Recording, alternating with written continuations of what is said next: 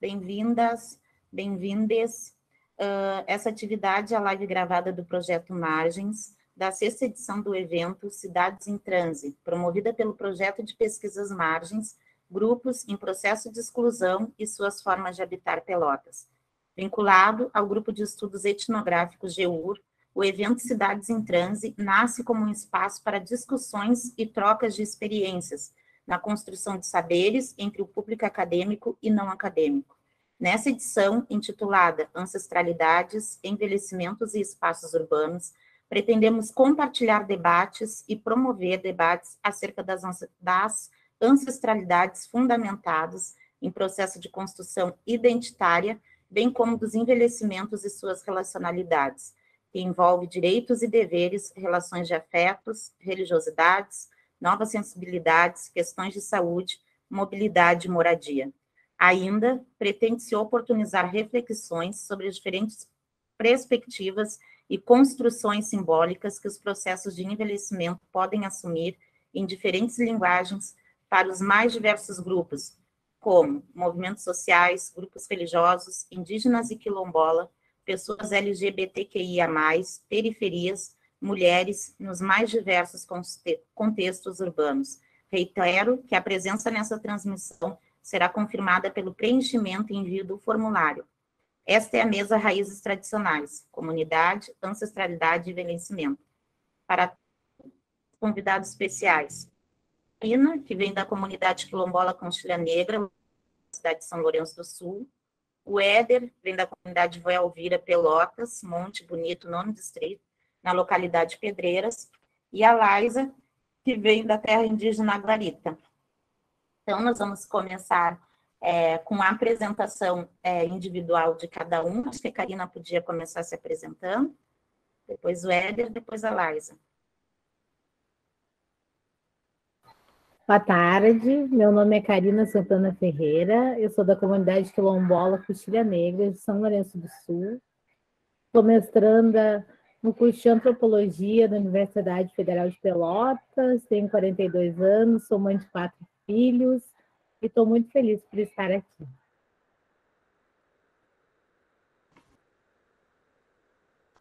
Éder? Uma boa tarde, pessoal. O meu nome é Éder Ribeiro Fonseca, eu sou do Quilombo Voé Alvira, aqui no interior do município de Pelotas. Também sou mestrando em Antropologia Social aqui no FEPEL. Sou agrólogo de formação pela FURG, né? Também sou agricultor quilombola. Também faço parte do GT Quilombola da Prefeitura de Pelotas.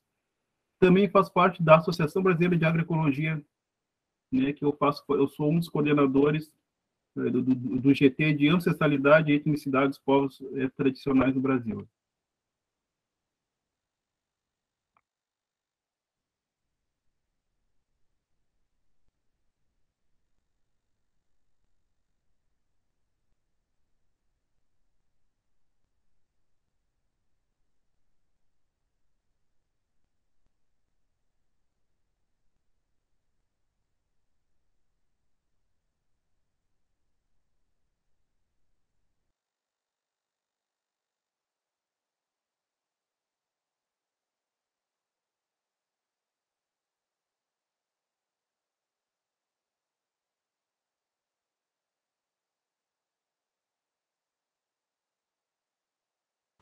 Acho que a Veridiana caiu, né?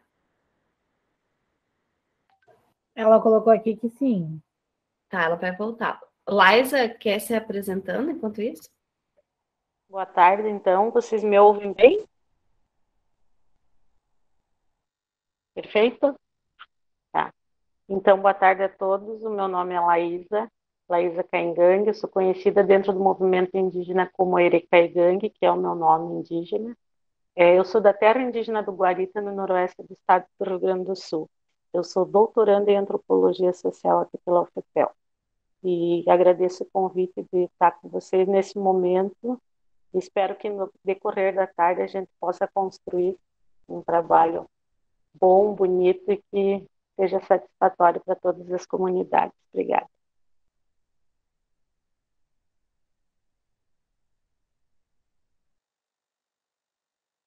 Liga teu microfone, Veri.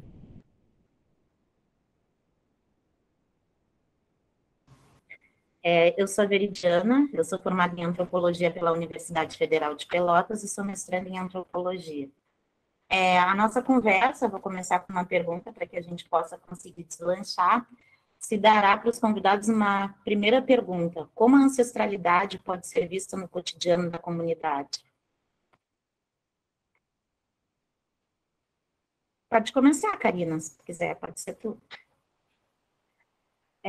Na minha comunidade, meu avô e os meus tios-avós foram os fundadores, né, dessa comunidade quilombola, e que a gente não sabia que era uma comunidade quilombola, mas a gente conhece a nossa história e sabe que as coisas que foram acontecendo, as políticas, e hoje a gente entende que são políticas que foram se dando, foram criadas por eles. Por exemplo, o cemitério, né, que a gente não podia ser enterrado, o nosso povo não podia ser enterrado com o povo que também habita aquele espaço, que aqui na minha comunidade são os pomeranos.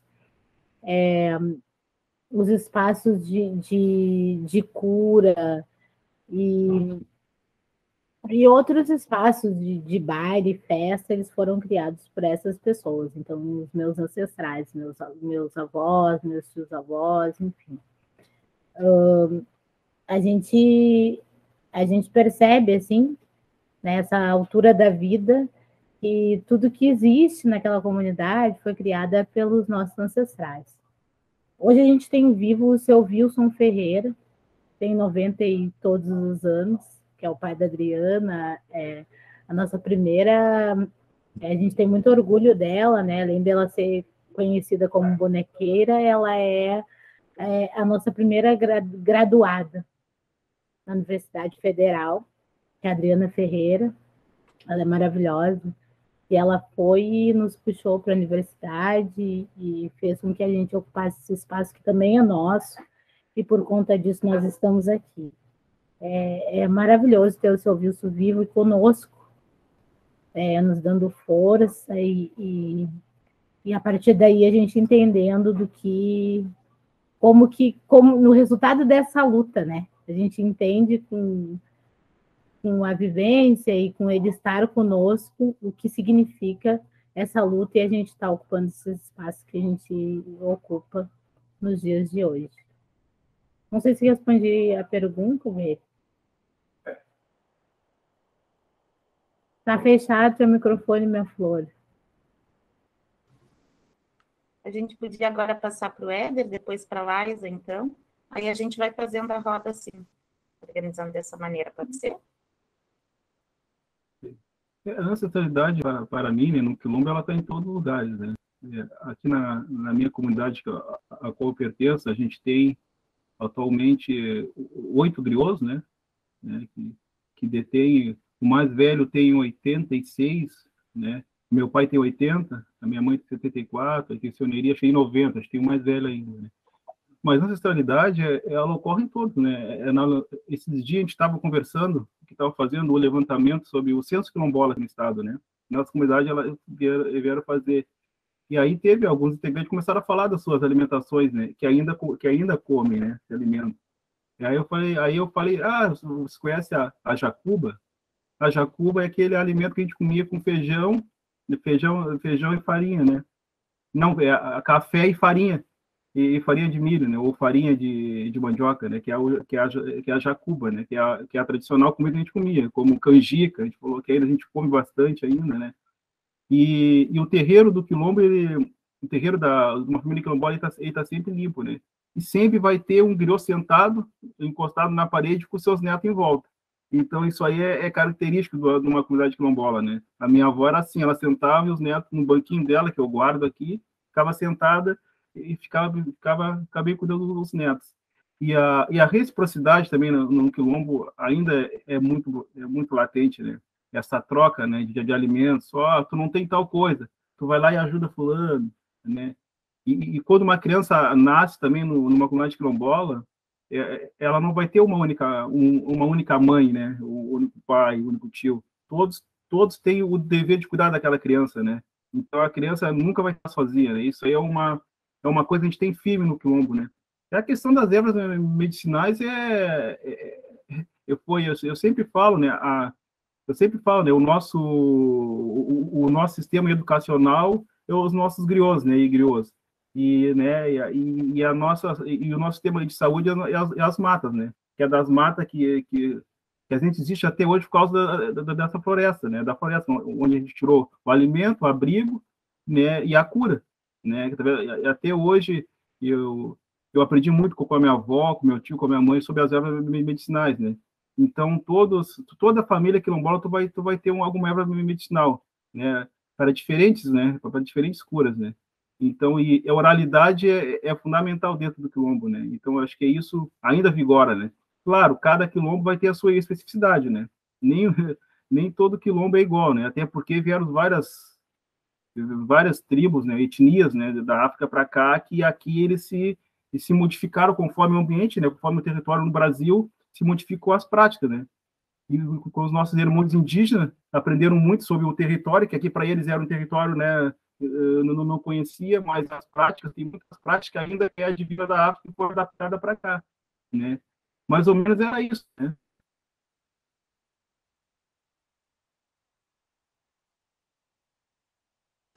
Agora, Laisa, Ouvindo, pode fazer. Tá. A pergunta é como a ancestralidade pode ser vista no cotidiano da comunidade?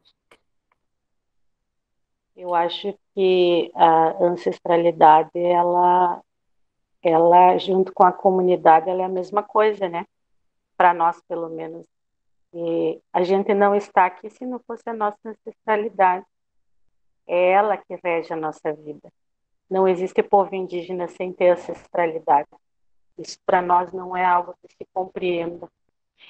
Ouvindo o Éder falar assim, como as nossas lutas, como as nossas demandas, como as nossas dores são parecidas, né? Talvez as mesmas, de outra forma, enfim, como a nossa ancestralidade é parecida, como elas são sentidas da mesma forma, né? Eu venho de uma comunidade de aldeia mesmo, né? E eu só posso dizer assim para vocês que a ancestralidade está nas nossas crianças, está nos nossos velhos ainda que vivem, está nos homens, está nas mulheres. Ela está aqui junto comigo na cidade grande, buscando um conhecimento para me adaptar, para levar para minha aldeia, para o meu povo depois, né? E nesse momento eu posso falar pelos 305 povos que tem no Brasil, comunidade, ancestralidade, reciprocidade, para nós não tem diferença, né? Eu sou a minha ancestralidade, o meu povo, os nossos povos são a nossa ancestralidade, então eu não posso definir o que seria ela para a nossa comunidade hoje, porque para mim é a mesma coisa, eu não vejo diferença nenhuma, né? Parabéns, Éder, eu ouvi você falar assim, eu me sinto representada enquanto indígena. Tendo vocês participando com a gente nesse evento. O Éder, acho que tu podia falar um pouquinho para nós, que eu já ouvi um pouco da história do nome da tua comunidade, da Vó Elvira. Na verdade, eu li algo sobre isso. Se quiser compartilhar com a gente vai ficar feliz. Sim, a comunidade, né, ela foi auto-edificada em 2007, né? Tinha um programa que era o Brasil Quilombola, né? Na época, né? Mas a comunidade sempre existiu, né? Então, ela só foi formalizada institucionalmente, né? Na Fundação Palmares. A comunidade, a gente colocou o nome de Vó Elvira, porque era o nome da minha avó, né? A pessoa mais velha que estava viva na época, né? A gente reuniu em torno de umas 15 famílias para decidir o nome. E esse nome foi o da minha avó, né? A gente pensou no Manel Padeiro, né? Que foi um líder que teve aqui na região dos Tapes, aqui, né? Que circulou aqui pelo Monte Bonito, né? Diz que ele teve muitas batalhas aqui, perto de casa, né? Aqui perto da minha casa, aqui, na localidade próxima. E a gente pensou de colocar o Manel Padeiro, só que a gente não achou muito justo que tinha uma pessoa mais velha na época, que tinha 90 anos, né? Que era minha avó. E pela história dela, que ela contava para mim, né, até de para nós, até de ter um vídeo dela falando, né, que quando ela era pequena, chegou os fardados aqui, me mandaram para baixo da cama e pegaram meu tio e nunca mais ele retornou, né? Porque a minha avó tinha quase 100 anos, né? Então ela pegou aquele regime ainda, né, escravocrata ainda, que tinha terminado, mas ainda vigorava firme, né? E ela contava vários casos, assim, sabe, de discriminação, sabe? E ela estava aqui ela é de uma qualidade próxima, que era o Cerrito. Aí eu comecei a estudar sobre a região aqui de Pelotas, como é que se formou, né, os quilombos, e descobri que aqui é um local de muita luta, né? Muita batalha no Monte Bonito, Vila Nova, era muita batalha. Perto de casa tem um batalhão, era um antigo batalhão, né, perto de casa aqui, que hoje é um produtor aqui, do criador de cavalo, que era o batalhão, né, onde ficava o 9º batalhão aqui, né? Isso ninguém sabe, né? E ainda tem um túnel de pedra, né? Tem algumas correntes também, ainda a gente encontrava antes, né? Não sei se a gente encontra ainda. A comunidade ela surgiu assim, sabe? O nome da avó. E aí tem muitas pessoas da comunidade, eu acho engraçado, né, que como aqui tem a Serra dos Tapes, que o Quilombo ia costeando toda a serra, né? E vão para os altos, né? Então em Canguçu tem um monte de parente, né? Eu tenho muito parente lá que eu não sei, né? Meu pai é de lá, né? Aí eu descobri que em Maçambique eu tenho parente. Eu descobri que a Sônia Ribeiro, que é a mãe da Catius Ribeiro, era minha parente distante, né? Então a gente conversou bastante sobre isso. E aí eu já descobri que na Coxilha Negra, eu acho que o pai da Adriana, acho que é meio parente do pai também. Como vai esse elo, né? Porque o Ribeiro é da minha avó, né? Do meu falecido avô também. Então tem esse parentesco em todos os quilombos, né? Porque era o fluxo, né? Cancanguçu tem em torno de 15 comunidades quilombolas, entendeu? Então a grande parte do quilombo daqui, do Monte Bonito, do Algodão, né? Onde é o Nilo ali, do Alto do Caixão, a maioria é de Canguçu, né? Que vem se misturando, sabe? E a história é essa, a história aqui é uma história de luta, né? Eu ficava olhando a minha avó, né? Ela com o olho azul, né? Começa a ficar claro os olhos, os negros mais velhos começa a ficar clarinho azul, né? Então, muita coisa ela me contou, né? Que a gente guarda, né? Mas eu tenho que escrever essas histórias dela, né? Porque eu sempre falo, né? A nossa segurança, né? A nossa segurança é a nossa história que os griots, né? Nos contam, né? A nossa proteção. E se a gente contar muito a nossa história, a gente perde a nossa proteção, que é aquilo que faz a gente não sobreviver até agora, né? Mas era mais ou menos isso. Bem, obrigada, Éder. Agora eu vou começar com a Karina de novo, vendo se ela pode falar mais um pouquinho da gente dessa questão da importância da ancestralidade e como que as pessoas mais velhas costumam ser tratadas dentro da comunidade, como que é esse relacionamento com as pessoas mais velhas. Então, a minha comunidade tem esse nome e sempre teve, desde que eu me conheço por gente. Eu acredito que seja, eu fiquei ouvindo agora o Éder falar e passou um filme, né? Os meus tios avós, porque eu não tenho mais avô, contam que o nosso povo veio de Piratini, porque o nosso povo veio vindo, né? A gente sabe que o nosso pessoal veio para o sul para morrer, né? Veio para o sul para morrer e alguns resistiram. Eu tenho orgulho disso. Dos meus avós, dos meus tios avós, enfim. Lá aqui, né? Nas nossas terras é cercado por água. É uma coisa que se ninguém sabe, o meu tema de pesquisa é as mulheres quilombolas e as águas. E eu sempre ouvi a minha mãe falar que o meu avô e os meus tios saíam para as granjas, né? De arroz, que era muito comum aqui, agora é o fumo, um cultivo.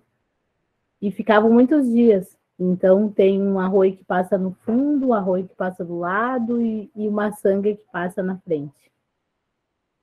O Éder teve a oportunidade de conhecer, é muito bonito, vocês terão também a oportunidade de conhecer esse lugar. E a gente respeita muito a nossa ancestralidade. Hoje nós temos o seu Wilson, que não é nosso parente, mas veio do mesmo lugar, de Piratini. A gente tem a tia Catarina, que também tem os seus 90 e todos os anos. A gente agradece muito. E eu posso dizer que a tia Mariazinha, que algumas pessoas conhecem, que a gente deve a nossa vida A nossa luta, a nossa resistência a essas pessoas que nos ensinam como permanecer aqui nessa terra que não é pensada para nós. A terra que não é pensada para nós, na questão do cuidado, da cura e na resistência de viver. Porque eu falo que o quilombola ele vai para a cidade só para morrer. É muito difícil para nós permanecer na cidade. A gente sabe que a nossa luta, a nossa resistência, ela vai se dar na mínima equidade através da caneta, mas para nós, assim, todo espaço que a gente frequenta é difícil. É muito difícil. Mas a gente respeita a história dessas pessoas e a gente procura seguir, né? Mesmo que os homens brancos nos digam que essa medicação é boa e que a nossa não é tão boa assim, mesmo que tenha o mesmo nome, né? Como a penicilina, que a gente tem um chá e eles têm a medicação já pronta e tantas outras coisas, a gente respeita muito e eu acho que com essa resistência deles, a gente respeita, a gente vai sobrevivendo. É um pouco disso, assim, eu fico grata de estar por aqui e com esse filme que vai passando na cabeça da gente. Bem, obrigada, Karina. Laisa, como que é para o povo caigangue o envelhecimento dentro da comunidade? Como que os mais velhos são tratados? Bom, eu acho que falar de velhos, idosos, enfim, sei qual é a nominação que dão, nós chamamos dos nossos velhos. Envelhecer a vida, né? Porque através deles que renascem as nossas crianças. Para nós, os nossos velhos são sagrados. E quando se fala em cuidado, eu não falo do cuidado de deixar uma estrutura física, deixar num lugar bom para eles envelhecerem. Para nós, a nossa ancestralidade permanece neles e eles passam para nós e nós para nossas crianças através do fogo, né? Eu venho de comunidade indígena que os velhos não gostam de morar em casas de alvenaria.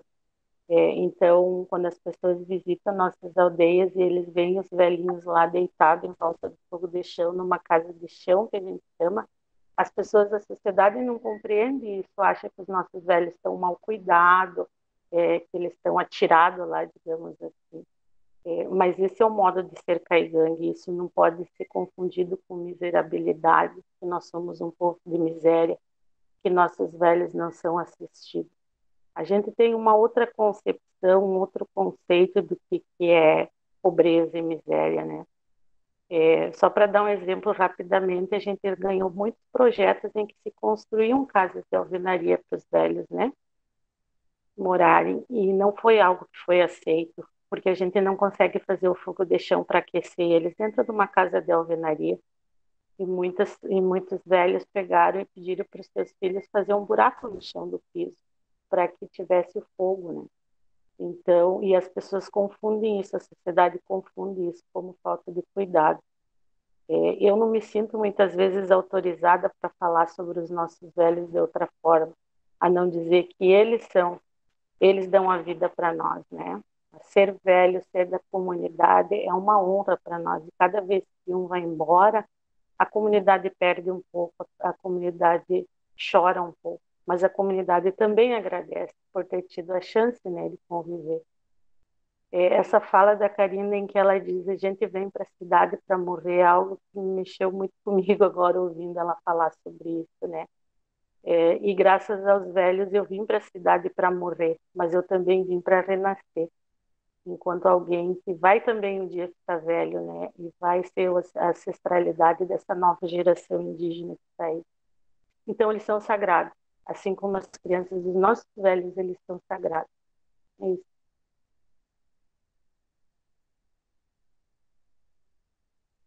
Obrigada, Laisa. O Éder e a Karina querem trazer algum exemplo, assim, da gente, de como é a convivência com as pessoas mais velhas dentro da comunidade quilombola, com crianças, com jovens, com pessoa da liderança, como que se dá essas relações?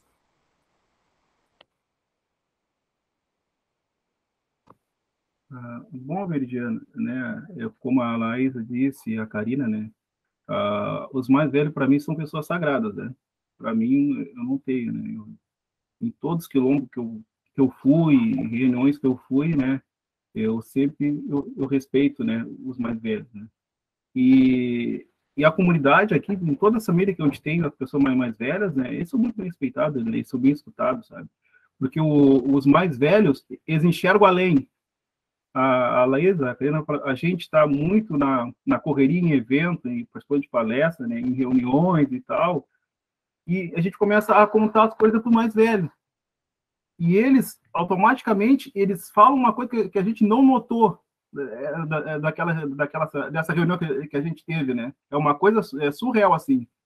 Todos os griões e griôs, né, da minha comunidade, de outras comunidades, é assim.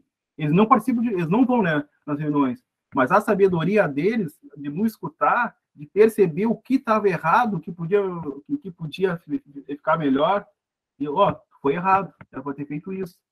E isso mesmo sem nem ir, né? Sem nem ir na reunião, mas só para a gente falar e eles observam, eles têm uma ancestralidade, né? Os nossos mais velhos são os preto velho. A nossa religião de matriz africana, ela é vivente no quilombo, né? Pode ter entrado em igreja pentecostal em muitos quilombos, mas a ancestralidade dentro do nosso povo ela está no sangue, né? Às vezes o pessoal está fazendo uma coisa que é a nossa religião e não sabe, né? A benzedura mesmo que muitos fazem ainda no quilombo, né? Só que muitos são evangélicos que faz a benzedura, que é algo da nossa religião, né? A minha mãe, por muito tempo, ela benzia, né? Ela benzia, também tirava encalhe, a minha mãe, né? A minha avó também benzia. E eu vejo, quando tem uma criança, eu gosto de analisar, né? Elas estão sempre na volta dos mais velhos, né? Sempre do lado, assim, sabe? Qualquer comunidade tu vai, sempre vai ter uns 3 molequinhos ou molequinha do lado, assim, ou lavrando ou capinando, né? Então, as crianças sentem essa energia, né? Essa energia, né, que é positiva dentro do quilombo, né? Então, os mais velhos, para mim, para nós, quilombola, é o que nos sustenta, né? Os quilombos estão aí hoje, é por causa deles. Não por causa, assim, é por causa deles. Eles que existiram, o conhecimento vai passando para nós, né? Daqui a pouco eu vou tentando, eu vou ser o griot, a cadeira vai ser a mais velha, a Laísa também, né? E a gente vai repassando esse processo, né? E é bem interessante ver, né? Que o pessoal acha que acabou, não sei o que quilombo não, ainda tem muita ancestralidade ainda. Que ele diz a Laísa, os velhos não gostam de luxo, não gostam de luxo, né? A minha avó tinha um fogãozinho dela ali, a lenha, né? Uma casinha de tábua, e com os gatos na volta, né? Fazia as coisinhas, as ervas medicinais dela, né? E ela era feliz assim, né? Essa luxúria que tem, isso é colonial, né? Tem que ter as coisas para te ser feliz, para te estar bem, né? Os mais velhos não, os mais velhos faz a gente dar um passo para trás, opa, eu estou errado, eu não preciso disso, né? Eu não preciso de um celular de 2.000, de 3.000, né? Os mais velhos, para quê? Esse é o pensamento dos nossos mais velhos, né? Mas era isso. Obrigada, Éder. Karina, quer falar um pouquinho? Concordo plenamente com isso, assim. Eu acho que os nossos mais velhos não vivem sem um fogão a lenha, e essa questão do fogo é uma coisa muito... Eu tenho um filho de 7 anos e ele faz fogueira.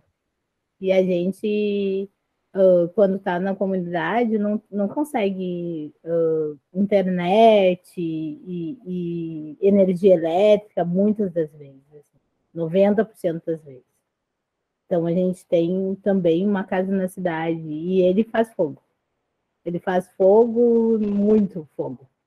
E eu acho que é uma coisa que é herdada da comunidade. Meus filhos não dormem sem chá, porque isso é uma coisa que a gente herdou sempre, assim. Agora eu fui no supermercado com a minha filha e ela disse: mãe, eu só achei um chá de camomila mais barato. Eu falei: eu vou levar chá de folha para Pelotas, porque eu não vou pagar R$5 num chá, porque é isso, né? A gente vai lá na horta e busca um chá, e o chá nasce sozinho, a gente sabe para quê. Então, é herança da nossa ancestralidade. A gente é ancestralidade, os nossos filhos são ancestralidade, a gente não tem essa divisão.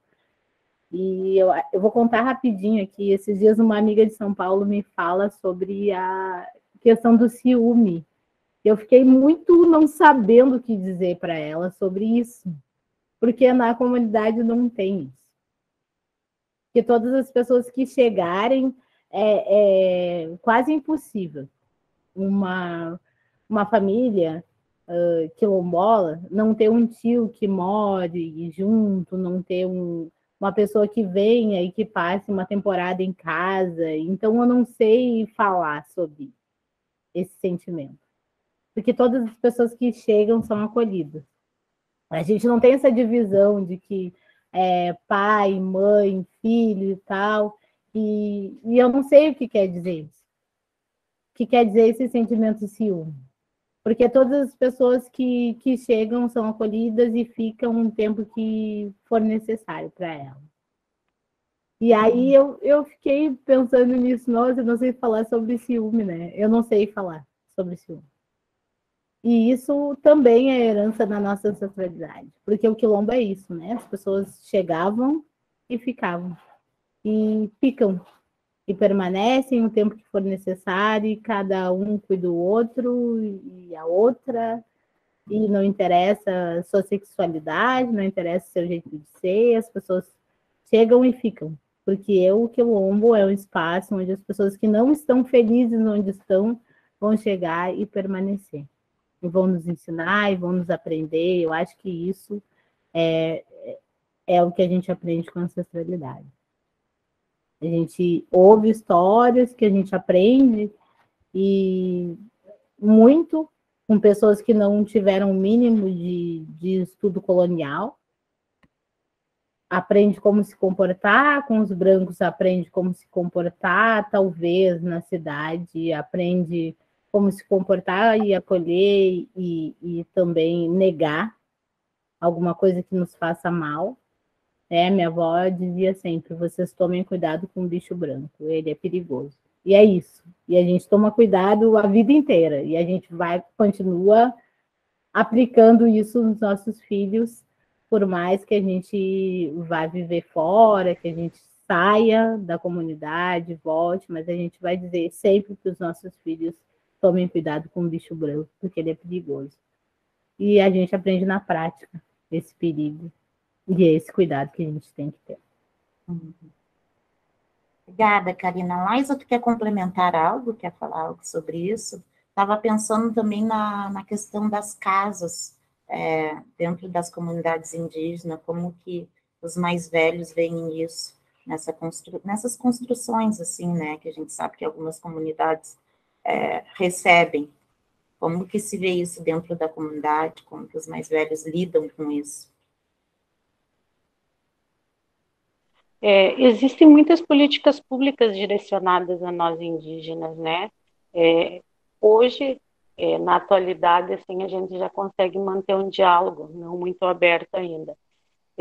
Mas há pouco tempo atrás, as coisas vinham prontas, né? De cima para baixo.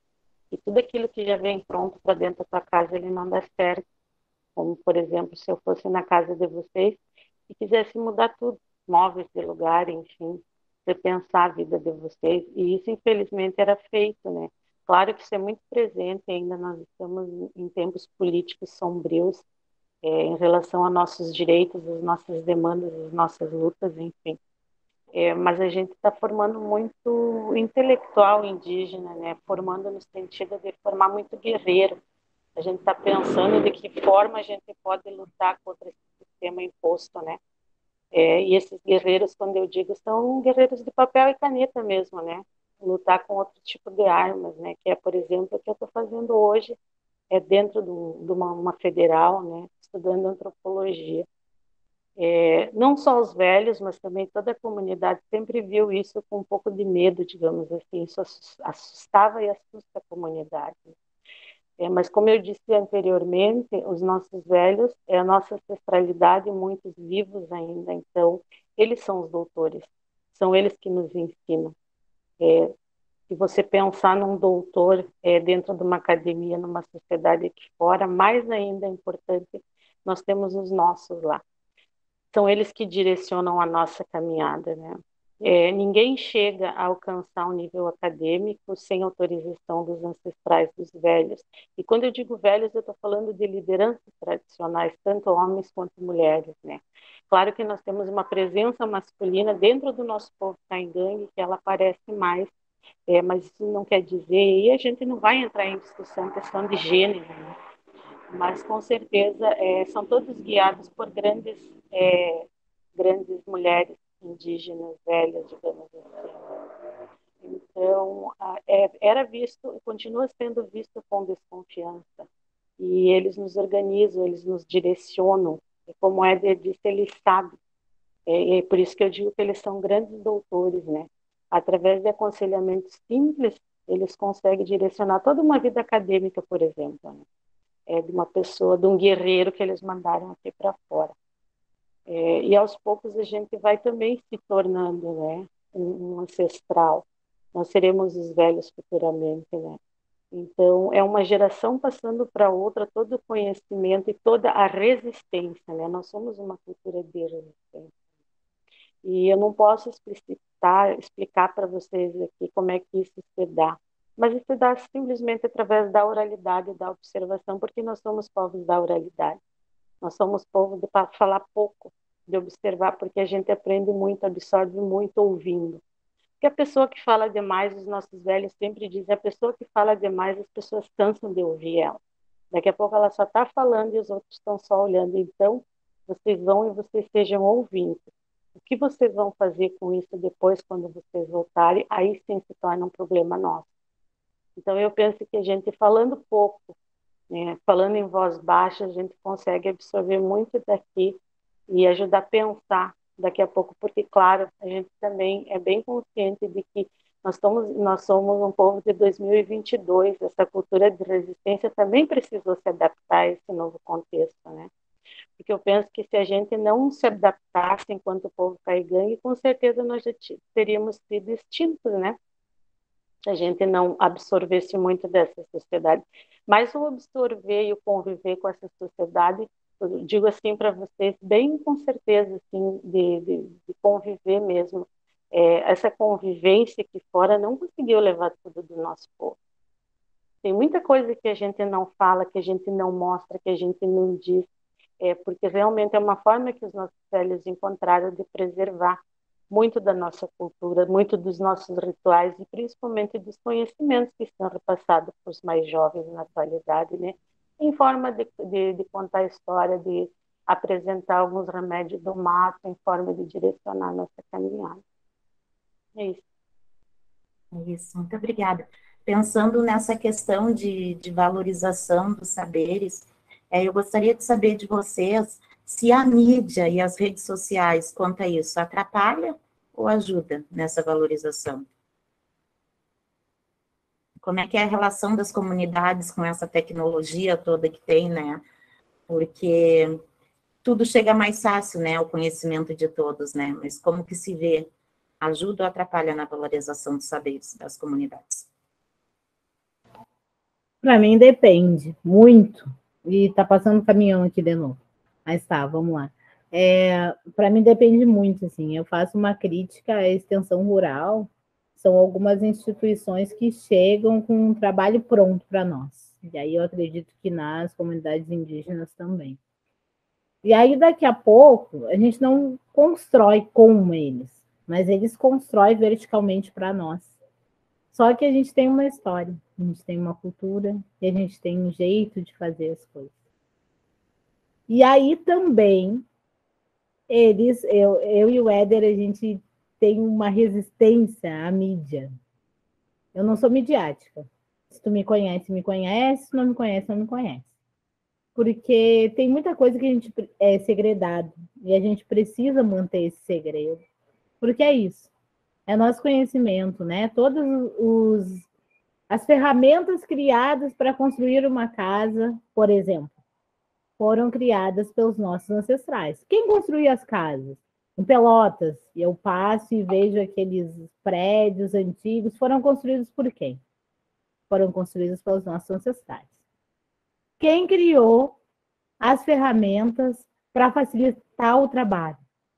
No trabalho doméstico, as ferramentas. Ontem eu estava estendendo roupa e eu lembrei da minha avó com aquela bolsinha do surpreendedor. Eu tenho certeza que toda mulher negra teve uma avó, uma mãe com aquela bolsinha e foi criada pelos nossos ancestrais. Entende? Mas quem leva a fama não somos nós.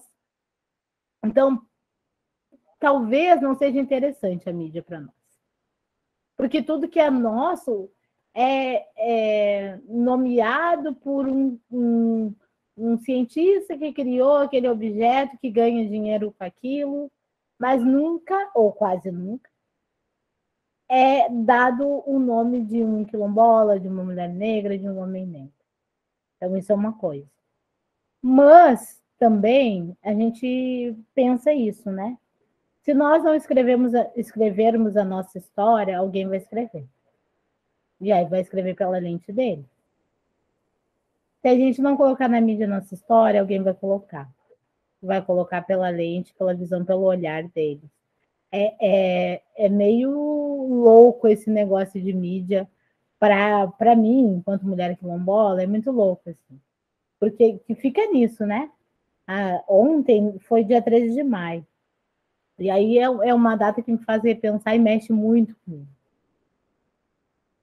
Quando se pensa na Lei Áurea, quando se pensa na libertação dos escravos, quando se pensa em tudo que a gente passa, porque nós somos escravizados até agora, a não ser que a gente se coloque nesse espaço que a Laisla fala, o Éder, e inclusive tu, e que é muito difícil para nós, né? A gente tem que sair da nossa comunidade, do nosso conforto, da gente estar ali com o nosso fogo, com a nossa comida, com o nosso bem-estar, e viver num mundo que não é nosso. E onde tudo nos é negado, ainda. Nos é negado o nosso jeito de ser. Nos é negado a nossa forma de fazer. E aí eu fiquei pensando nisso, assim, né? Como que a gente coloca na mídia isso? A gente vai colocar na mídia que a gente foi liberto, mas não foi liberto? Não, a gente não foi liberto. Como é que a gente coloca as nossas coisas na mídia e não tem outra palavra para dizer, infelizmente, que é como ninguém vai roubar a nossa história nesse momento. Porque roubo é furto. Não tem outra palavra para te dizer. Poderia te falar uma palavra mais delicada, entende? De como que as coisas se dão. Mas não tem, não existe outra palavra.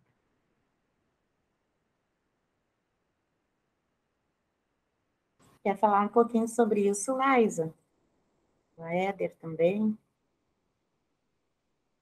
Eu acho que tu pode repetir a pergunta, Veridiana? Claro, como que se a mídia acaba ajudando ou não na valorização dos saberes, né? Uhum. Como que é Bom, isso? eu falando como Laís e não quanto coletivo agora, né? Eu acho que ela é necessária. Para nós indígenas, a mídia é necessária. É necessária porque a gente precisa começar a contar a nossa história a partir de nós mesmos, do nosso olhar. E como a Karina disse, se você não escrever, vem outro e escreve. Então, eu quero que os nossos jovens, as nossas crianças no futuro leiam a história do nosso povo contada por uma caingangue. Nós somos 305 povos no país hoje, sobreviventes, resistentes, cada um com a sua especificidade. Então, quando eu venho para uma academia, eu venho escrever sobre o povo caingangue com autorização dos meus ancestrais da minha comunidade, e não digo especificamente da minha comunidade, mas de um povo caingangue, que habita historicamente a região sul. Para isso, eu preciso da mídia. Para isso, eu preciso me armar dessas ferramentas tecnológicas, né? Eu venho de uma comunidade que eu sou uma das poucas pessoas que tem acesso à internet. Mas eu tendo acesso à internet, eu moro do lado de uma escola indígena.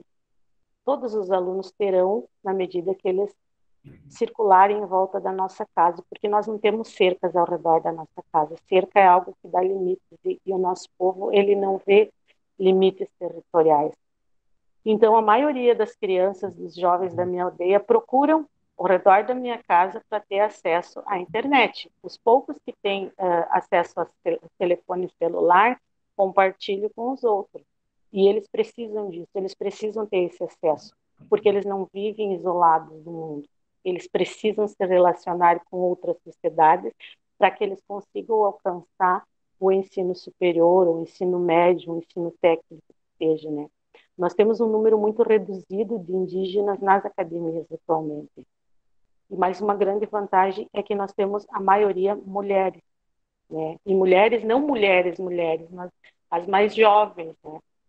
Que ainda não se casaram, porque nós somos um povo que casa muito cedo, né? Essa é uma da nossa cultura. Eu sou uma das poucas caingangue que acessou a pós-graduação. E isso, para mim, é um motivo de orgulho, não para mim, porque a minha comunidade tem orgulho de mim, ao mesmo tempo que ela também resiste a essa minha opção de continuar estudando. Porque, culturalmente, mulheres da minha idade, de 45 anos, elas devem estar em casa, cuidando da casa, vivendo em comunidade. E eu não quero que vocês confundam isso como machismo, porque tem muito achismo em cima da nossa cultura caingangue. Tem muita gente falando por nós na mídia, chamando a minha cultura de machista, de estupradora, de desrespeito. Isso é um discurso que está escancarado nas mídias sociais. Enfim, se você acessar qualquer rede social, por exemplo, da qual eu sou presente, estou sempre dentro das redes sociais, é uma tentativa de exterminar meu povo moralmente que é assustadora. Então, eu uso muito a mídia para dizer, não, peraí, vocês estão falando num local de fala que não é de vocês, você não mora em aldeia, você não conhece a minha história. Você não pode vender a minha história para os outros. E a antropologia, agora eu vou dar rapidamente um exemplo, era uma das áreas que, muito antigamente, quando eu era pequena e circulava pela aldeia, a gente recebia muito pesquisador, um gravadorzinho, aquele tempo eram gravadores e caneta e papel. Isso incomodava a gente, porque a gente não sabia o que eles tinham feito com as nossas palavras. As nossas palavras iam para o vento. Conforme eu fui crescendo, isso foi me incomodando mais enquanto professora da aldeia. E eu disse, não, peraí, teve absurdos que eu li sobre o nosso povo, mentiras escancaradas, né, que as pessoas vendiam. Eu disse, eu quero ver qual é desses antropólogos, e aí resolvi fazer esse caminho inverso. Bom, agora eu estou do lado de cá, eu quero estar do lado de lá. Para mim estar do lado de lá, eu preciso me armar com as mesmas armas dele, que é a tecnologia. Então, mas ao mesmo tempo que a gente se arma da tecnologia, ela também é negativa para nós. Porque vocês não imaginam como que é a academia solitária, essa solidão acadêmica que a gente tem. E eu não estou falando especificamente dos indígenas, mas como indígena ela é um pouco mais difícil. Eu já estudei, fiz faculdade, circulei em vários mundos, e eu fui conhecer quilombola aqui em Pelotas, né? Eu recebi 8 nãos antes de conseguir acessar a pós-graduação.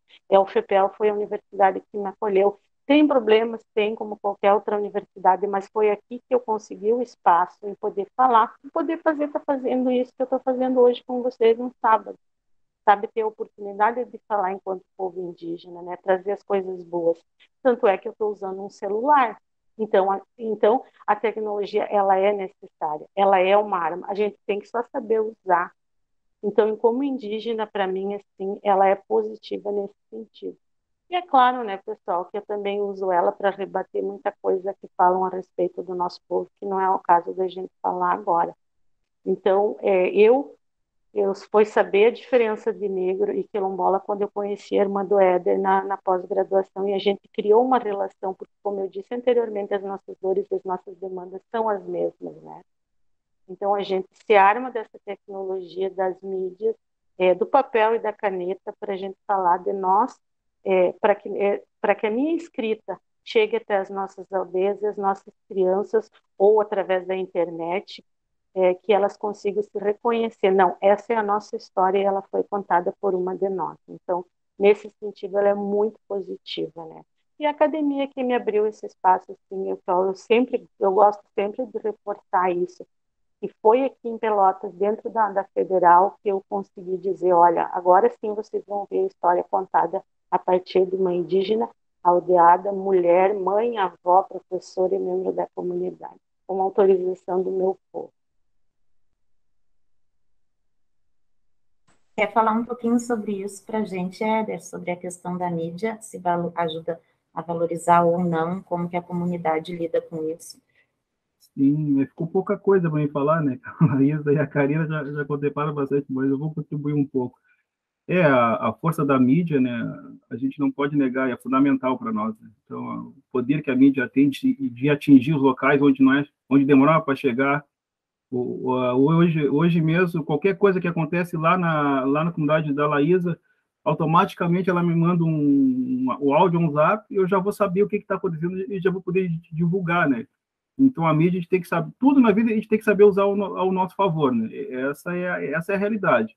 E eu tinha um pouco receio, né? Como fui criado muito pela minha avó, e a gente, em comunidade, a gente é muito desconfiado, né? Então, a gente desconfia, né, de quem é da cidade, né? A gente desconfia, né? Então, a gente olha, quando está chegando, a gente olha pela janela, olha quem é que está chegando. Então, a gente tem esse receio ainda, né? É muito, muito forte. E a força da mídia é fundamental, né? Aliada com a educação, então, para nós é fundamental ter indígena, quilombola,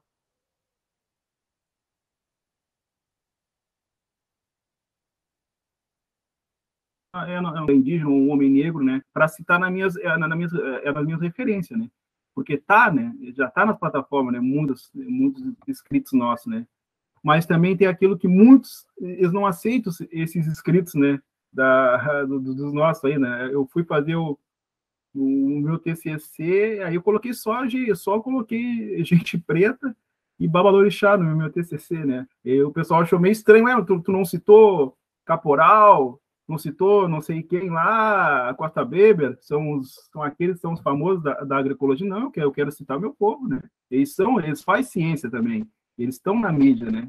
Então a gente tem que se contrapor também.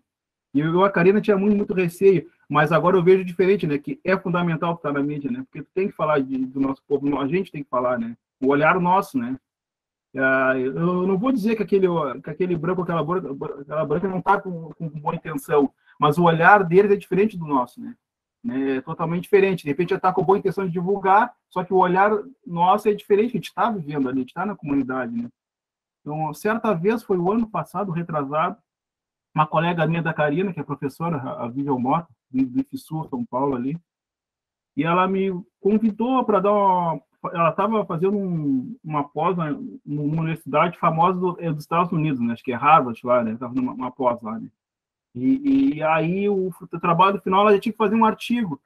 E ela falou, pai, eu posso te entrevistar, Ed? Pai, eu não gosto muito de dar entrevista, né? De falar, mas para ti que eu conheço, que é uma mulher negra, posso até dar. Eu quero falar contigo e com a dona Sônia, que era lá de Pernambuco, né? A Sônia lá de Pernambuco, uma mestre griot do Quilombo lá. Eu fiz a entrevista, né? Acho que uma entrevista normal, como eu estou conversando com vocês.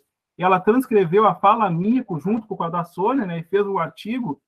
E esse artigo ficou em primeiro lugar nessa universidade. E ela ganhou um prêmio, né? Com a fala da dona Sônia lá, uma mestre griot, lá em Pernambuco, com a minha daqui, e as falas meio se conectavam junto. Né? Então, muitas coisas que a dona Sônia falava lá, eu repetia alguma coisa aqui, né? Então, isso é um poder da mídia, dessa conexão, de a gente tentar conversar. Hoje mesmo, se quiser fazer uma reunião, agora eu posso fazer uma reunião com o Quilombo lá da Bahia, né? Lá da Amazônia. A Laísa é a mesma coisa, quer fazer uma reunião, né, com o povo indígena lá, vai aqui, vai. Então, a gente tem que saber usar também essa tecnologia ao nosso favor, né? Ao nosso favor. E a gente tem os parceiros, tem vários parceiros. Eu conto muito que a FURG foi a minha parceira, e a UFPEL está sendo a minha parceira, porque está nos recebendo, né, de forma diferente de outras universidades, né? Então, eles recebem nós, eu sempre falo assim, recebe nós, eu não gosto de falar a palavra horizontal, sabe? Eu gosto de falar a palavra sempre ela circular, né? A gente tem que receber a gente ela circularmente, assim, né? O horizontal, ele tem um certo limite, tu consegue, né, enxergar, mas o circular, tu consegue enxergar o todo, né? Mas era isso, né? Obrigada, Éder. Bom, assim, ó, eu venho de uma família urbana, né, mas os meus ancestrais foram de quilombos também, e a minha mãe carregou algumas coisas, assim, que vieram deles, muito importante, como, por exemplo, o chá no pátio, pé de alface, essas coisas a gente usava. Então, eu gostaria de saber de vocês como que se dá a questão da agricultura e das plantas, de chás dentro das comunidades.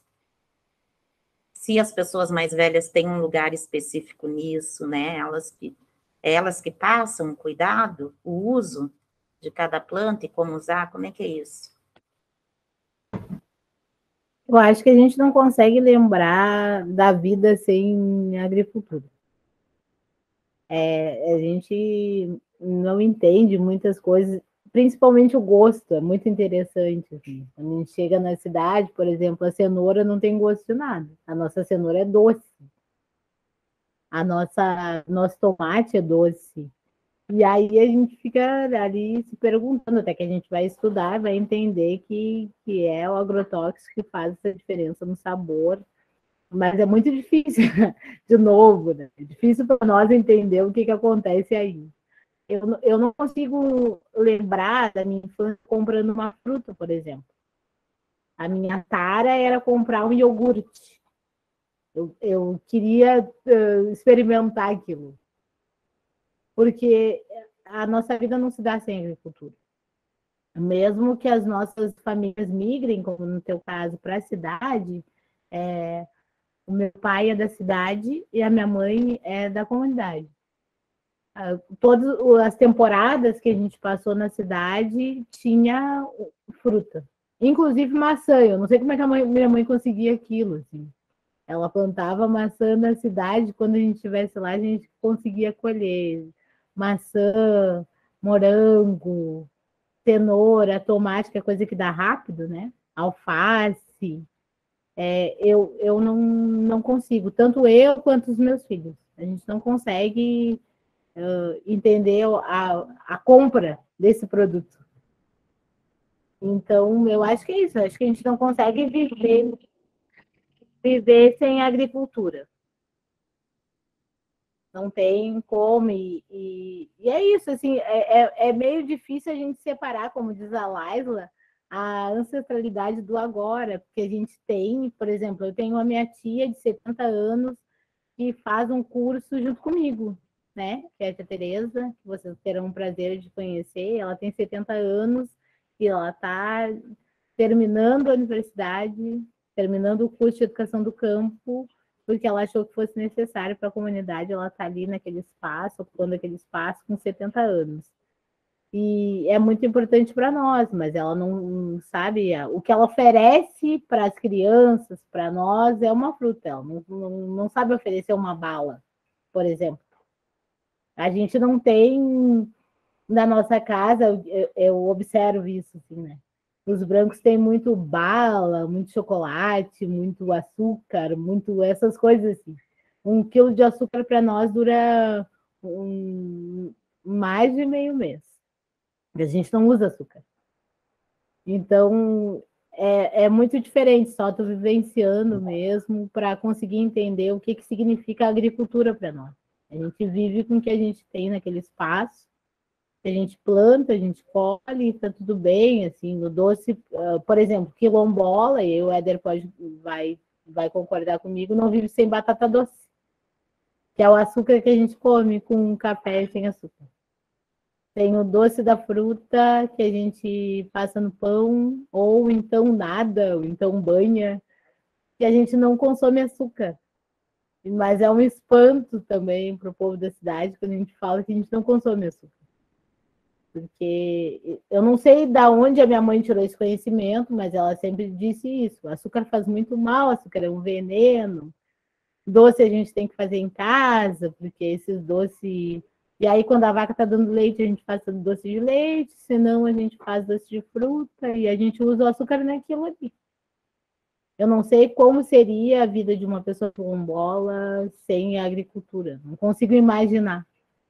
Por mais, e aí por isso que eu te digo, por mais que o povo quilombola vá para a cidade, tem coisas que permanecem, que é esse conhecimento ancestral que a tua mãe carrega, que é a cura através da erva, que é a alimentação, porque eu acho que eu fico pensando nisso, talvez a gente só sobreviva porque a gente tem esse conhecimento de cura, cuidado, partilha que é do povo quilombola.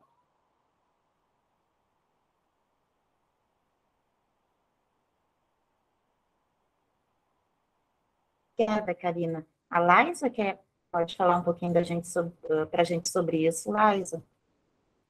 Questão da agricultura, questão das plantas. Nós caigangues vemos, eu moro numa região onde a monocultura de soja ela é muito forte, tá? Em função de que nós temos terras bastante produtivas na região onde eu moro. E a gente não tem o hábito de ter hortas. Isso não é algo do povo caigangue. Não que não existam, tá, pessoal? Mas não é comum ter, tá? O que nós temos é a lavoura de subsistência mesmo para o dia a dia das famílias, né?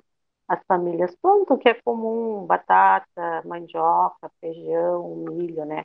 Mas a maioria das nossas terras, infelizmente, são acessadas pelo agronegócio, infelizmente, né? Em função mesmo dessa riqueza de terra.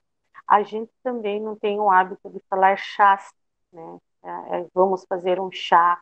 Nós não temos chás disponíveis no nosso terreiro, por exemplo, né? Mas a gente usa as plantas do mato, por exemplo.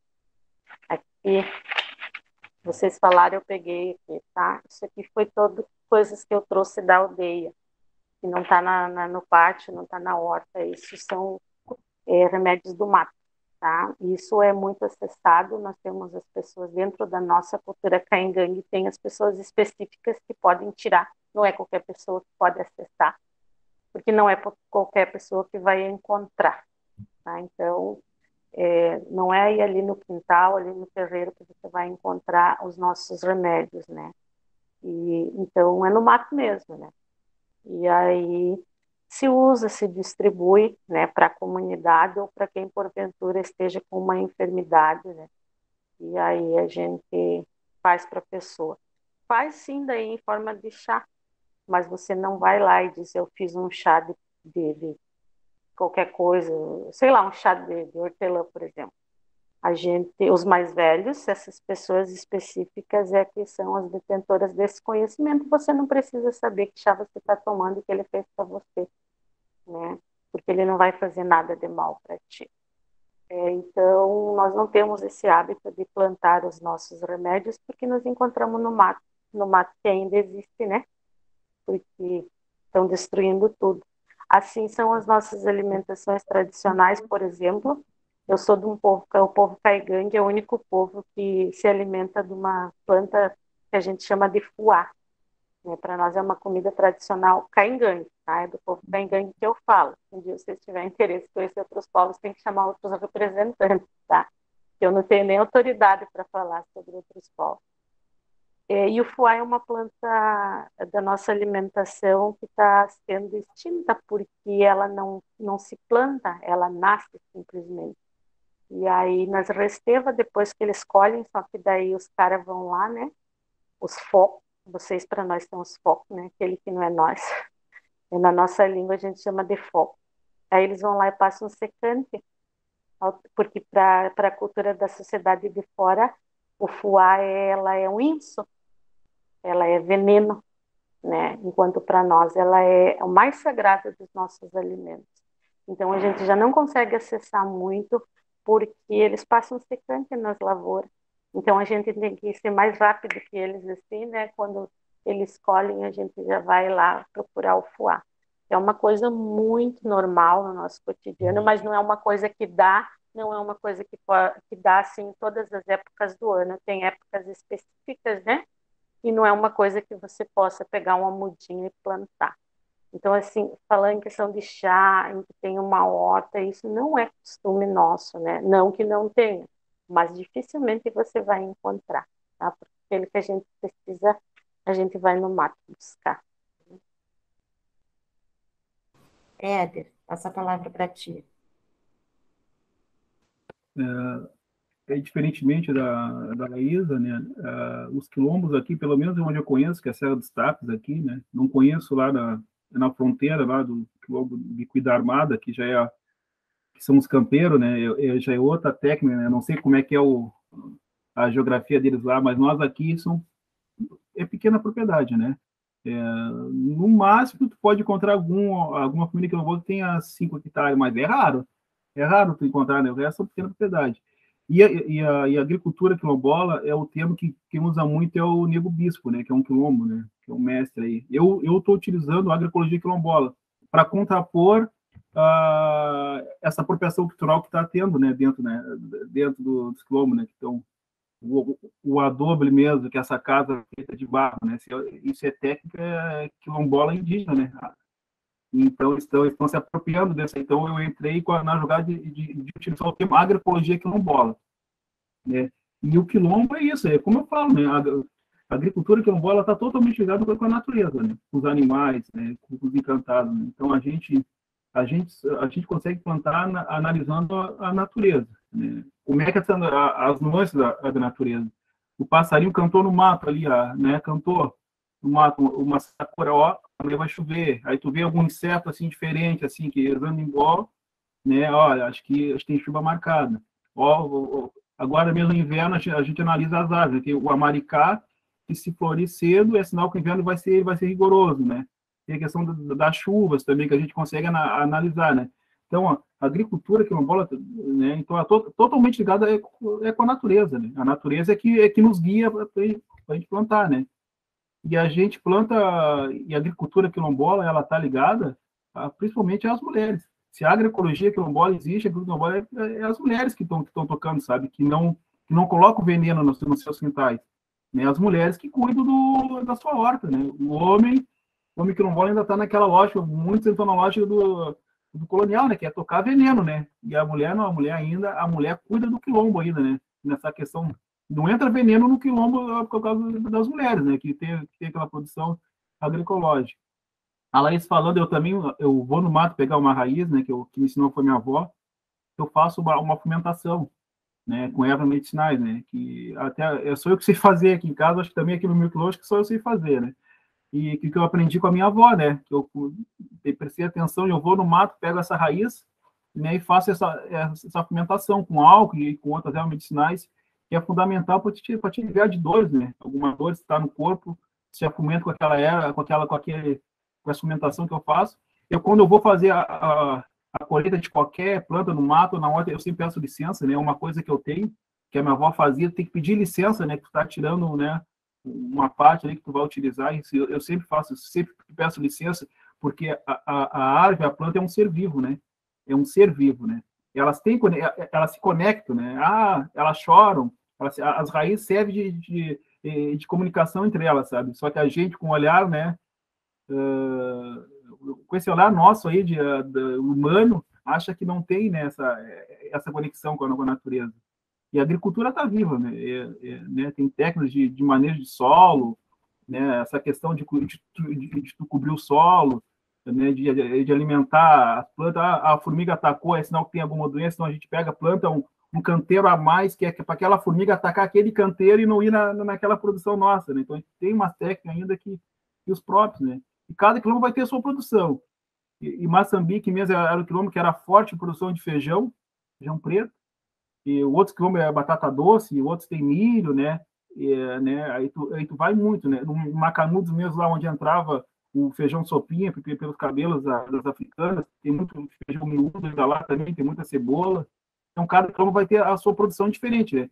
Mas as técnicas são técnicas antigas, né? São muitas técnicas antigas, né? Até de queimado de fogo, então são muitas técnicas antigas que os quilombos ainda estão utilizando. Era isso. Muito obrigada. Eu vou falar uma coisa rapidinho, Veri. Eu lembrei, o Éder, da composteira. E quando a gente entra no curso de agroecologia, vem a história da composteira.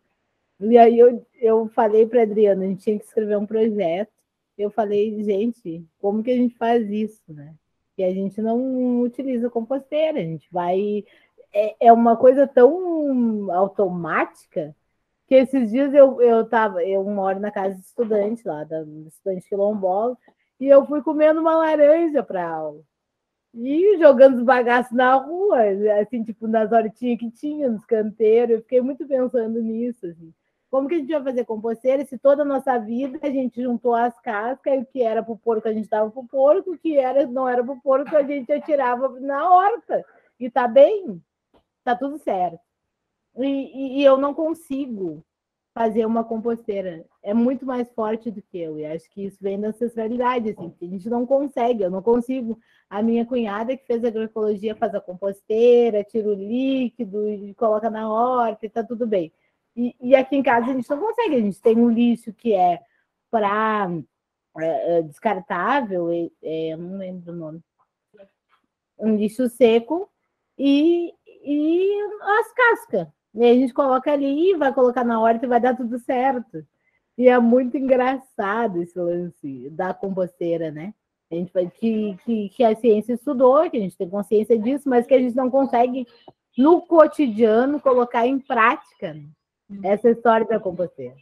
Porque para nós é automático, assim, a gente vai colocar ali, sabe que aquilo ali vai virar orgânico, e vai dar força para a planta e está tudo bem. Junto com os cocô de galinha.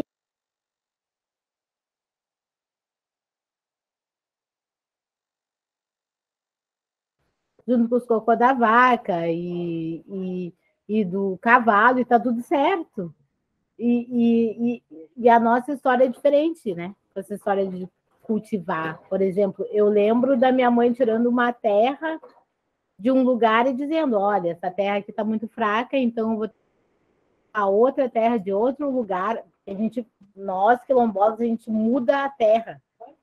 A gente não coloca ali para compostar e fortalecer aquela terra. A gente muda a terra. A gente muda essa terra aqui que está sendo cultivada pelos micro-organismos, né? E coloca naquela planta que está precisando de força. Então, é uma dificuldade para mim, essa tal de composteira, porque a gente não muda o composto, a gente muda a terra. Essa terra está mais forte, que vai para esse lugar, que não precisa de tanta força, porque está morrendo, vai para esse outro lugar. Eu só queria colocar isso, assim, porque eu achei importante. Gente, que coisa bem linda, quanta troca importante. Agora eu gostaria de saber, assim, como que se deu o impacto da pandemia na comunidade, né? Esses 2 anos que a gente vê, assim, dessa pandemia que veio para fazer a gente pensar e repensar em muitas coisas, como que a comunidade passou por isso? Olha, Veridiana, eu poderia te dizer qualquer coisa, mas para nós não se deu. Porque a gente não consegue viver fora da comunidade. A gente não consegue viver sem estar em comunidade. Então, é impossível para mim criar os meus filhos sem a presença da avó deles. É impossível para mim não estar com os meus, entende? A gente se cuidou nos primeiros dias, porque a gente se assustou muito, que aqui passou um carro dizendo fiquem em suas casas, não saiam e tal. Mas foi uma semana só, que a gente não consegue. A gente ficou em casa, respeitou e tal, mas eu não sei te dizer o que é isso, porque a gente não consegue ficar longe da comunidade. Não tem assim, pai, mãe, filho, não existe isso. A gente não consegue viver se a gente não for ver a nossa avó. E a minha avó faleceu com 99 anos, há 2 anos atrás, e eu ainda não superei. E a gente não consegue viver sem ver os nossos, sem estar com os nossos, sem estar na beira do fogão a lenha, conversando, tomando mate. Felizmente, a gente conseguiu tomar as primeiras vacinas, nós, os povos indígenas, mas a gente a gente se cuida para não pegar a doença nos mais velhos, mas a gente não sofreu esse distanciamento. Eu posso te dizer isso porque não teve. Se eu te disser que teve, foi mentira, sabe? Assim, a gente não teve. A gente não sabe viver sem estar com os nossos, todos os nossos, tia, tio, primo, é comunidade mesmo, é comunidade. Bem, Laisa? A pandemia, ela impactou a nossa comunidade como qualquer sociedade do mundo, né? Ela sofreu percas significativas, digamos assim, né? Mas é como a colega Karina fala, né? É complicado você isolar mesmo, no sentido de isolamento.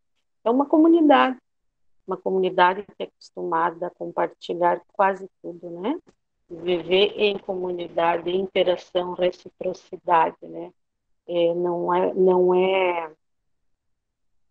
Não é reconhecida essa forma de conviver, né? Então, a pandemia, com certeza, mas ela impactou mais ainda em épocas comemorativas para nós, como Dia das Mães, Natal e Páscoa, que é quando a comunidade sai para vender artesanato, né? Nos grandes centros. Então, isso para nós, assim, foi bastante pesado, porque é difícil você fazer uma comunidade compreender que ela não pode sair em função de uma doença maldita que trouxeram para nós, né? A gente enfrentou a questão do preconceito muito grande, porque eu venho de uma região extremamente colonizada por alemães, italianos, com todo respeito, né? É uma sociedade branca, totalmente branca, e que eles não aceitavam que a comunidade circulasse no meio urbano, sendo que o comércio ele só sobrevive em função da terra indígena do Guarita, né? Os municípios pequenos ali. E aí a sociedade não aceitava ver os indígenas circulando, né? E aí, em função disso, dava isso, a consequência era os caras ir para a mídia falar mal, chamar nós disso e daquilo, né? Teve um embate comigo em função disso. Que profissionais da área da educação, né, que foram que nem porcos, com todo o respeito, assim, para essa fala, né, mas, assim, eu não tenho outra forma de dizer isso.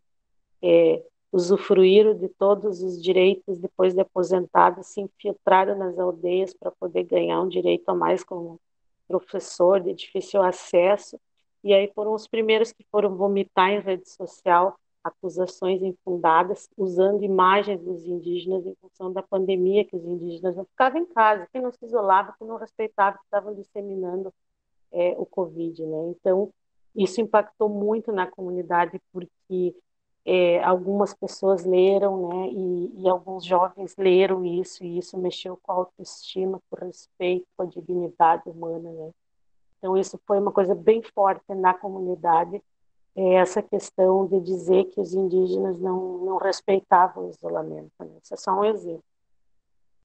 E aí, então, isso foi bem negativo para nós, assim, né? Claro, o Covid é negativo para todo mundo, né? E aí, mas impactou também nessa questão da economia, né? De os indígenas não poder circular para venda de seus artesanatos, né? Em épocas tão significativas, que épocas que vocês aqui de fora veem mais, né, a presença indígena circulando nos grandes centros, né? Então, foi um impacto bastante pesado nesse sentido, assim, né? Porque nós temos aproximadamente 7.000 caingangues morando na terra indígena do Guarita hoje, dividido em 17 setores. Nós temos 10 escolas indígenas dentro de uma terra indígena, e eu não quero mentir, mas eu acho que dá uns 12 também unidades básicas de saúde. Então, precisa gerar renda, né? Então, o artesanato é uma das marcas, assim, bem fortes, né? Que gera economia. E esse trânsito, né? Nós somos um povo de trânsito, né? Nós transitamos, nós precisamos transitar para trazer o alimento e a sobrevivência das nossas famílias, né? Então, nesse sentido, foi muito pesado. E também nós perdemos pessoas grandes lideranças no sentido de representatividade mesmo. Nós perdemos velhos, nós perdemos, por exemplo, para a Covid, a mãe do nosso cacique na época, né? Então, isso impactou a comunidade, sim. E você não poder se despedir do teu ente querido, isso não é entendido pela comunidade. Não adianta. Não adianta dizer que você vai ter que olhar de longe a pessoa indo embora. Então, isso foi bem difícil de trabalhar, né? Digamos assim, é inaceitável, né, você não poder chorar os teus. Como é que você vai explicar para uma comunidade, né, que vive daquela maneira, né? A Laísa da Vida compreende, né, mas e a comunidade, né? De que forma que eu vou dizer para eles que não pode, né? Mas aí já de antemão eu gostaria de dizer para vocês que eu fiz um poema em função dessas nossas percas, da partida dos nossos, e se vocês tiverem interesse de acessar e ler, ela está na última página da minha dissertação, assim, e foi uma coisa, agora eu estou fazendo uma alta propaganda minha, né? Mas não em cima da perca de pessoas, é que isso assim foi recebido com bastante alegria pela comunidade, né? Porque não é a Laísa que está aqui, ela vem representando uma comunidade, de certa forma é um orgulho para eles eu estar acessando esse espaço acadêmico. E isso foi bem marcante, assim, né? Esse poema que eu escrevi sobre as percas nossas do Covid, assim, meio que amenizou algumas dores, né? Da minha comunidade. Mas com certeza, sim, ela doeu e nós como doeu no mundo inteiro. Muito obrigada. Eu vou passar para o Éder agora, para falar um pouquinho para a gente desse impacto da pandemia, e depois eu vou voltar para ti. Tu pode ler para nós esse poema que você escreveu? Aí tu já vai te preparando aí. Tudo bem, Éder? Tudo bem. Na verdade, eu concordo com a Laísa, né? Na verdade, para nós, quilombolas, as coisas elas só se agravaram, né? Como muitos dependem que vão trabalhar na cidade ou trabalham com agricultor, pararam de trabalhar, né? Mas antes disso já tinha uma gravidade que era a estiagem, né? Passou um tempo que era muita estiagem, então faltava água, faltava tudo no Moçambique do Quilombola. E a pandemia chegando, né? Chegou e a fome chegou de trás, né? E com isso foi uma luta, sabe, da liderança aqui atrás de alimentos, né? Atrás de alimentos. Então a gente conseguiu alimentos aqui pelo estado, né? Pelo tinha que é da saúde quilombola, então a gente comprou bastante alimentos, né? Alimentos e veio também uma coisa da Fundação Palmares, da prefeitura, alguma coisa da UFPEL também chegou, né?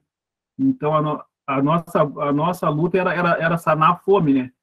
Ainda hoje a gente está entregando ainda alimentos, né? Porque a fome chegou, né, minha gente? E aí não dá. E como eu sempre falo, né? A pandemia ela vai estar conforme a localização espacial do quilombo, né? O quilombo onde eu estou é próximo aqui da cidade. Então, se eu não cuidar, os mais velhos não vão pegar Covid, né? A gente não cuidar, né? Porque é muito ciclo de pessoa, né? Imagina, que nem ela ia perder os mais velhos, está perdendo um coração, né? Indo embora dentro do quilombo ou de uma tribo, né? Indígena, né? E é o nosso dicionário vivo que está, né? Tá indo. Então, aqui a gente cuidou bastante. Eles mesmos próprios cuidavam, né? A gente tem um grupo aqui que tem a saúde quilombola, tem uma coordenadora que é a Jennifer, né? Que ela coordena essa região toda. Eu não sei quantos municípios que pega. Eu só sei que tem em torno de 40 comunidades quilombolas desse grupo, né? Então, a gente fazia umas reuniões frequentes, né? Com toda a liderança. É aí que eu não falava, como é que está a comunidade? Aqui tem algum caso com Covid? Como é que está a situação? Né? E aí a gente tinha um balanço de quantas pessoas pegaram Covid, né? E era bem poucas pessoas, porque os mais velhos estavam se cuidando, eles não estavam indo na cidade, né? Até pelo contrário, eram os mais novos que não estavam se cuidando, né? Eram os mais novos que estavam fazendo né? Que não estavam se cuidando. E então a pandemia para nós o pessoal se cuidou bastante, sabe? E ainda se cuida, né? Ainda se cuida. E o bom também que os primeiros a ser vacinados foram as comunidades quilombolas indígenas, né? Através dessa organização nossa, foram os primeiros a ser vacinados, né? Então, por isso a gente ficou mais seguro, sabe? Que os mais velhos estavam sendo imunizados, né? Então, a pandemia foi grave, né? E está sendo grave. A fome chegou, eu cheguei, eu pegava, né? Eu me arriscava também, que eu que levava a cesta básica nas casas, né? E eu vi cada cena, gente, que era surreal, né? Era meio-dia uma família comendo pipoca. A outra nem tinha o que comer, né? As crianças com fome ali, sabe? Meio-dia tu não via nenhum chá numa panela, alguma coisa, entendeu? Então, a fome mesmo atingiu, sabe? Atingiu, né? Atingiu bastante as comunidades quilombolas, né? Aqueles que não têm uma terra para produzir alguma coisa, não tem serviço, ou não tem um aposentado em casa, né? Se tiver aposentado, ainda amenizava. Mas como não tinha, então é complicado. Foi complicado. Eu me encerrei dentro de casa, não saí, né? Eu não saí, né? Eu tinha medo de perder meus pais, né? Mas, que são meu alicerce, né? Então eu fiquei clausurado em casa. Mas as comunidades mais distantes, elas circulavam mais, né? Como tu não tem contato com o urbano, as pessoas conseguiram circular, né? Mas a minha aqui já é mais complicado. É mais complicado estar circulando que os vizinhos meus aqui morreram, né? Brancos aqui, pelo menos uns 3 aqui perto de casa, assim, vizinhos morreram, né? Porque saíram para uma festa aí, e de família, pegaram Covid, não aguentou e morreu. Então, a gente ficou muito assustado aqui com isso, né? Mas era isso.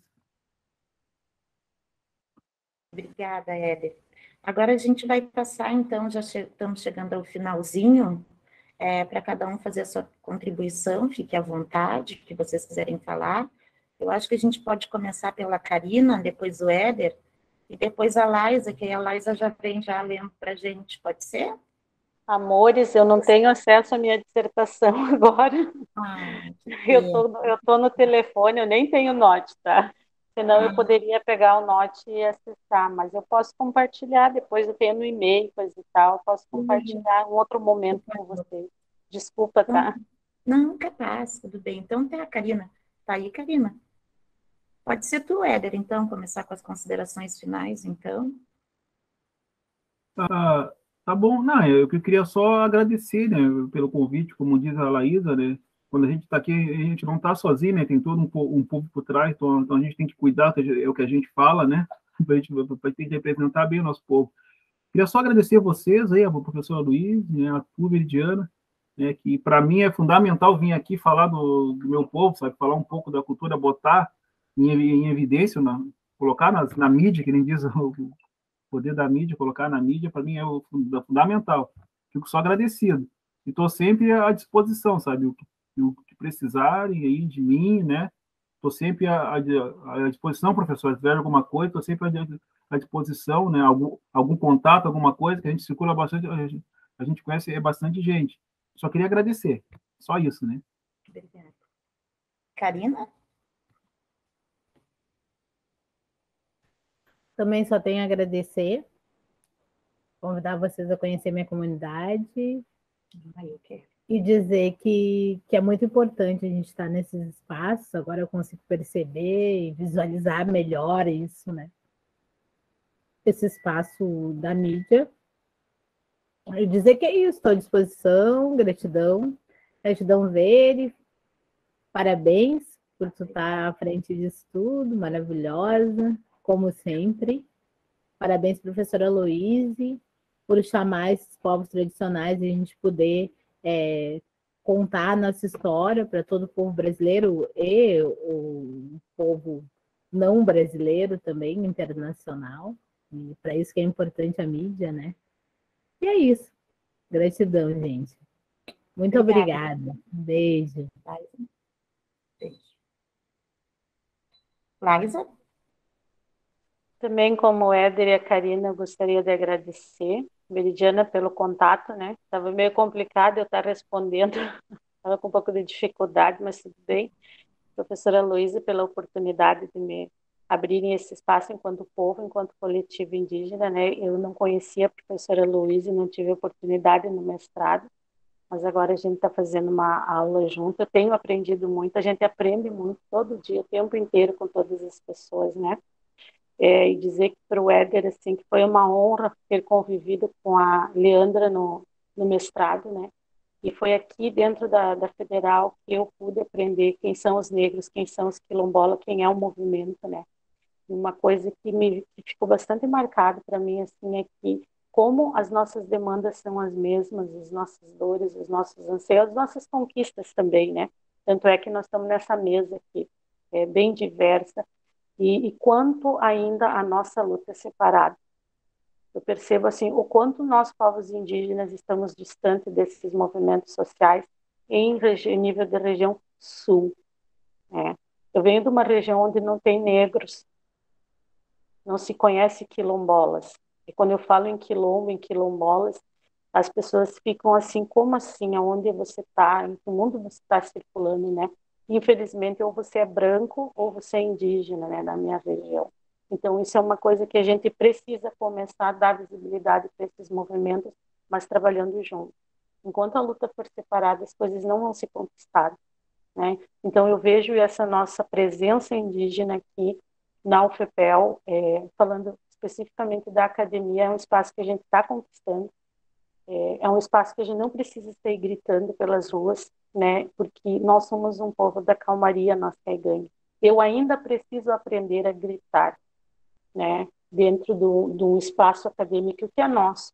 Nós somos bem conscientes de que a academia nunca vai se moldar ao nosso favor. E isso em qualquer lugar.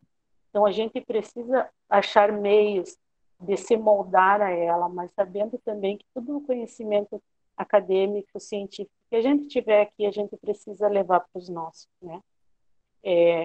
A minha comunidade, ela não compreende o que é antropologia, ela não compreende o que é a pós-graduação, ela não compreende o que eu estou fazendo aqui, mas ela sabe que no momento que nós precisarmos, eu vou estar junto com eles. Então, para mim, isso basta. E também, essa solidão acadêmica que a gente indígena sente aqui, ela é necessária para que a gente seja os guerreiros, né? Para poder brigar lá em Brasília contra os caras, ou brigar em qualquer sistema que tiver, que for contra o nosso povo. Então, assim, é uma honra para mim conhecê-los, é uma honra poder dividir uma mesa com vocês, é uma honra poder conhecer os negros e os quilombolas, e dizer assim, ó, a gente precisa se unir mais, a gente precisa conversar mais, porque nós somos iguais, nós não somos diferentes, né? E eu sempre digo assim, ó, se vocês tiverem interesse de conhecer um pouco mais do nosso povo, enquanto a gente circula dentro da academia, enquanto caigangue, não precisa fazer fumaça, é só mandar um e-mail, mandar um WhatsApp. A gente está nas redes sociais, né? A gente precisa fazer a sociedade entender que vocês não vão encontrar um caigangue pelado, caçando, pescando em harmonia com a natureza, até porque nós somos numa região fria, tá? Então, o caigangue não mora em oca, o caigangue não vive em harmonia com a natureza, o caigangue não anda pelado, porque é muito frio, né? Então, são coisas assim básicas que a gente precisa mostrar. E como é que a gente faz isso? Fazendo esse tipo de conversa hoje aqui, gravando, para que mais pessoas tenham acesso a isso, tá? Foi um prazer, gratidão, e pode contar com nós enquanto povo, quando vocês precisarem para a luta aí, tá bom? Prazer, prof. Luiz. Nos encontramos na segunda. Obrigada, Laisa. A professora quer falar alguma coisa? Eu vou deixar você encerrar, mas quero só agradecer. Que mesa linda! Agradeço pela disponibilidade de vocês. Eu tenho dito que o tempo para nós é algo tão essencial hoje em dia, né?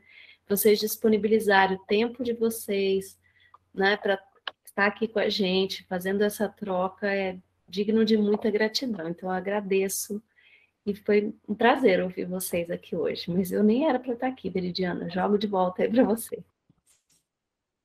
Gente, muito obrigada. Os 3 participantes dessa mesa, quando eu convidei, prontamente me disseram sim, né? Eu queria também agora, nesse final, não deixar de agradecer aos parceiros do evento, o Núcleo de Estudos em Arquitetura e Urbanismo, o LABOM, que é o Laboratório de Estudos Urbanos e Regionais, o Núcleo de Estudo Afro-Brasileiro e Indígenas, a Biblioteca Pública Pelotense, a GAI Arqueologia, o Instituto Federal Sul-Rio Grandense, Campus Avançado Jaguarão e Laboratório de Estudos Comportamentais da UFPEL e o Grupo de Estudos Etnográficos Urbanos, que tornaram esse evento possível. As pessoas ouvintes, as comissões técnica e organizadora, meu muito obrigada. Reitero que a presença nessa transmissão será confirmada pelo preenchimento e envio do formulário que está disponível no site do evento. Muito obrigada, gente. Seguimos.